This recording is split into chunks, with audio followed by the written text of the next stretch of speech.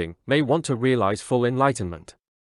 Sakra, how might one recognize it any time if and when the counterfeit perfection of wisdom is expounded?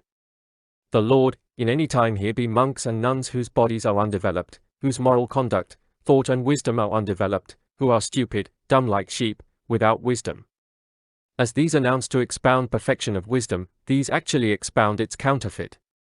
These expound the counterfeit perfection of wisdom by teaching impermanence of form, feeling, perception, impulse and consciousness is to be interpreted as destruction of these just mentioned skandhas.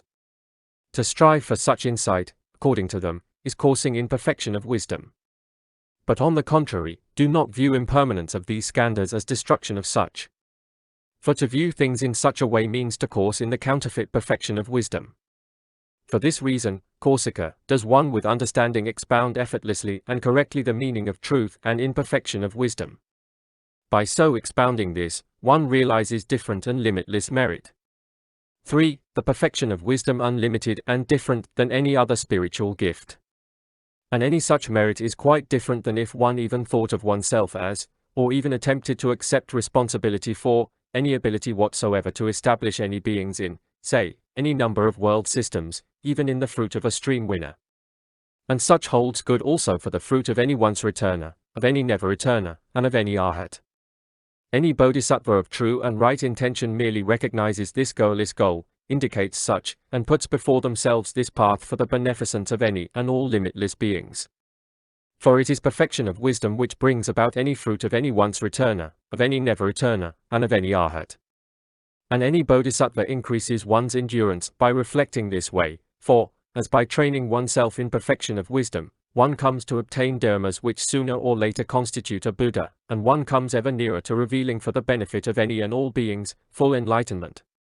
For one knows by training oneself in this training, coursing in and struggling in such, one brings forth any and all fruits of holy life, from fruits of a stream winner to Buddhahood. Any merit of any person sharing perfection of wisdom also is vastly different from any one establishing in pratyeka Buddhahood any number of beings in any number of world systems.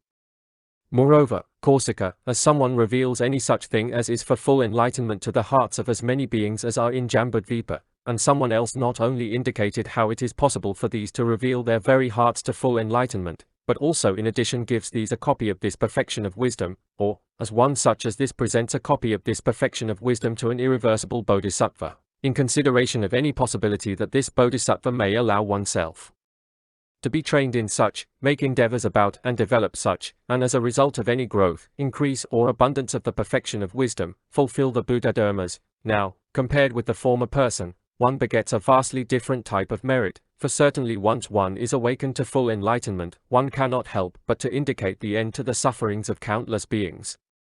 Thus, one's merit is vastly different, even as the other person thinks to raise to full enlightenment the hearts of any number of beings in any number of world systems. Or, let us again compare two persons. The first presents a copy of this perfection of wisdom to any number of beings in any number of world systems, beings which are irreversible from full enlightenment, who definitely set out for such, yet, the second person, in addition expounds this to these ones according to the meaning and according to the letter. Does this one not on the strength of this beget much great merit? Sakra, one's merit is indeed great. One can neither easily calculate this heap of merit, nor count it, nor find anything even similar to, or resembling, or with which it can be compared. The Lord, still, Kausika, vastly different is any merit of someone who in addition instructs and admonishes in this perfection of wisdom these irreversible bodhisattvas aspiring to quickly realize full enlightenment. And further, still another bodhisattva may arise, saying one may realize full enlightenment even more quickly than they. As someone instructs and admonishes in the perfection of wisdom this bodhisattva of even quicker understanding, one begets a still vast and different type of merit. Sakra, to the extent any bodhisattva comes nearer to full enlightenment, to such an extent one is instructed and admonished in the perfection of wisdom, for such brings one nearer and nearer suchness. As one comes nearer suchness, one confers many fruits and advantages on any having done services for one, i.e., on the ones through whom one enjoys one's robes, alms-bowl, lodging, and medicinal appliances for sickness. One's merit now becomes still larger, in consequence of the fact one comes nearer to full enlightenment. Subhuti, well said, Kausika. You fortify these belonging to the Bodhisattva-vehicle, help these, and stand by these. Even so do you act. Any holy disciple wanting to give help to all beings, as such, fortifies Bodhisattvas in their attitude to full enlightenment, helps these, and stands by these. In this same way does one in diligence act. For begotten of perfection of wisdom is full enlightenment of Bodhisattvas. Just so, as Bodhisattvas do not produce any thought of enlightenment, such do not train themselves in full enlightenment, nor in any six perfections, and as a consequence these do not awaken to full enlightenment. But as the Bodhisattvas do train themselves in the Bodhisattva-training, in these six perfections, so now do these produce this thought of enlightenment, so even now do these awaken to full enlightenment.